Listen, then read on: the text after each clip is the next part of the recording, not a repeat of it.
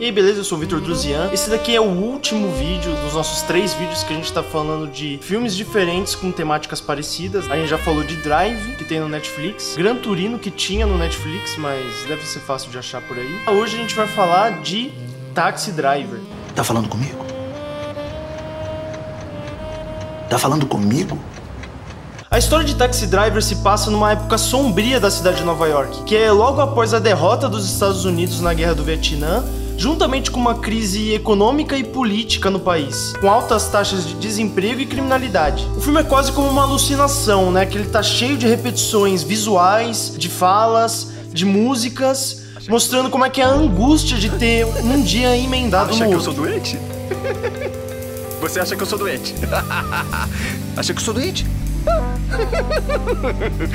Essa característica é fundamental para entender o significado do final do filme, mas também para a gente entender como é que é o estado mental do protagonista. Nosso protagonista, chamado Travis, é um ex-fuzileiro que lutou na Guerra do Vietnã e muito provavelmente sofre de estresse pós-traumático, né? Algo que é comum entre os ex-combatentes. Não dorme e não tem propósito de vida, e por isso que ele decidiu se tornar um taxista para poder preencher o seu tempo da sua vida sem propósito. Mas o que realmente o incomoda na sua vida é o fato dele não conseguir pertencer à sociedade.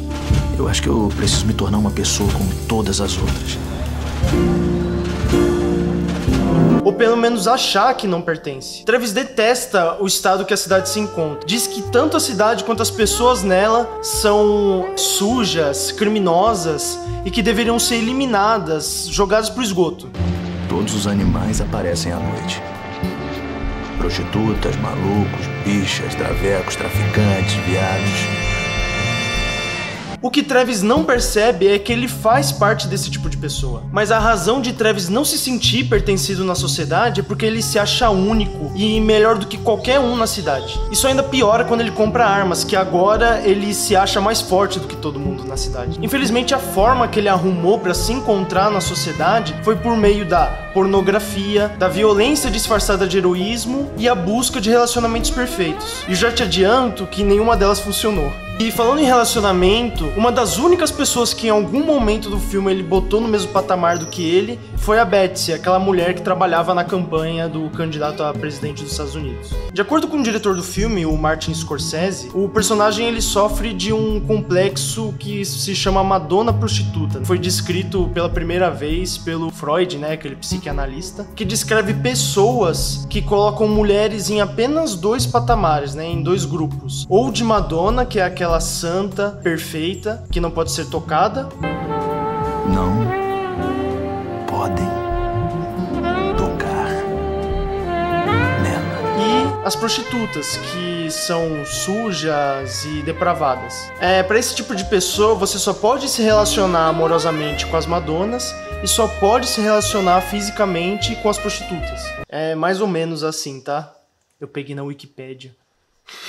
Isso é uma visão muito simplista e, de certa forma, muito errada das mulheres e também da sociedade, né? Porque, afinal, ele tem essa visão extrema também para a sociedade. Por exemplo, por que o cafetão que ele encontra lá é um assassino sujo, criminoso, e ele, que é tão assassino quanto, ele é um herói? Não sou eu que trepo com assassinos e viciados como você faz. Quem é assassino? Aquele Sport é um assassino, você não sabia? Fala pra mim, por que você se sente tão superior? Você já tentou se olhar de verdade no espelho?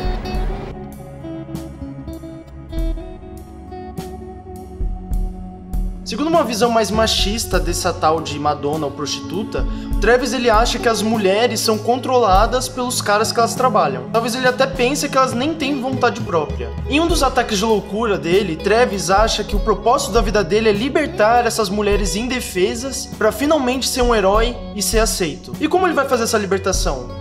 Ué, com o uso da violência e a justiça com as próprias mãos. Afinal, ele se acha tão melhor e mais forte que os outros que ele sente quase como uma obrigação dele fazer isso. Agora eu vejo o rumo que eu deveria ter tomado na vida há muito tempo. Não é que eu queira, é que eu nasci pra isso. Mas na verdade tudo isso não passa de uma maneira que ele criou pra poder exibir sua masculinidade. Masculinidade tóxica, no caso, né? Ele quer ser igual os heróis machões do Velho Oeste, né? Tanto é que os apelidos dele é Cowboy e Matador. E muito pelo contrário, né? O Travis, ele tá longe de ser um herói, ele tá mais por um vilão. Na verdade, ele tá mais por um inútil.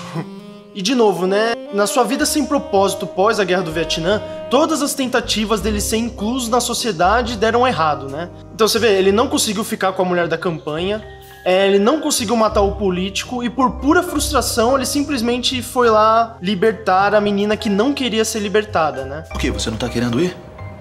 Eu posso ir embora quando eu quiser. E tipo, nem se matar o cara consegue.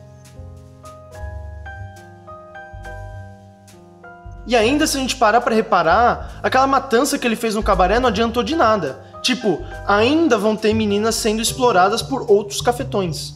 Beleza, mas qual o sentido dele ser tão incompetente? Tipo, é que ele não quer admitir que tanto ele quanto a sociedade que ele tá tem problemas seríssimos. E desviar desse fato ao mesmo tempo que procura uma solução pra esse problema, por meio dos caminhos que ele escolheu durante o filme, por exemplo, a violência, não vai adiantar em nada. A gente fica vendo por 2 horas um homem claramente doente e com a masculinidade em crise. E essa é a lição do filme. Então um homem que se espelha em Travis como um modelo de homem macho, ele na verdade está admitindo que a masculinidade dele está em crise. De agora em diante eu vou fazer 50 flexões toda manhã, 50 suspensões, todos os músculos sarados.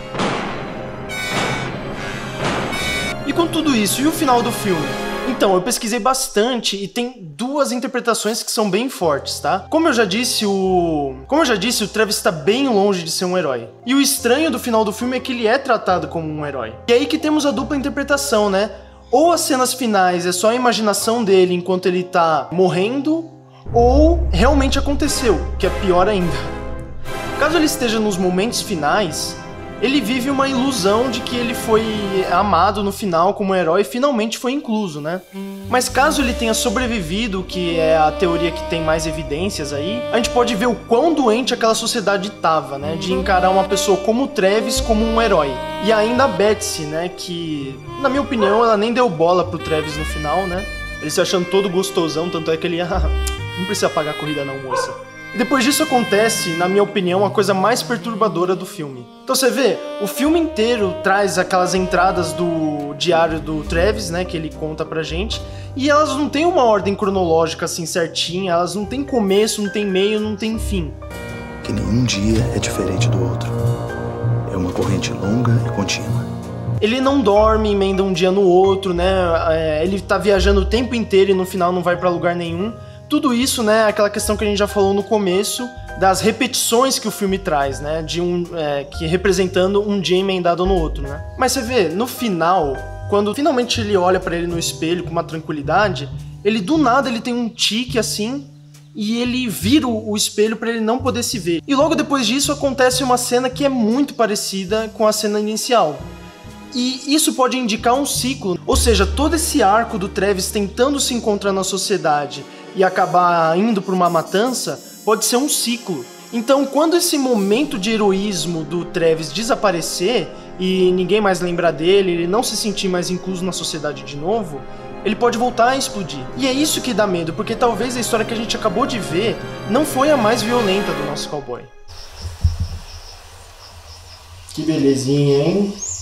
Tava gravando um vídeo e me deparo com isso aqui. Que bacana, gostoso.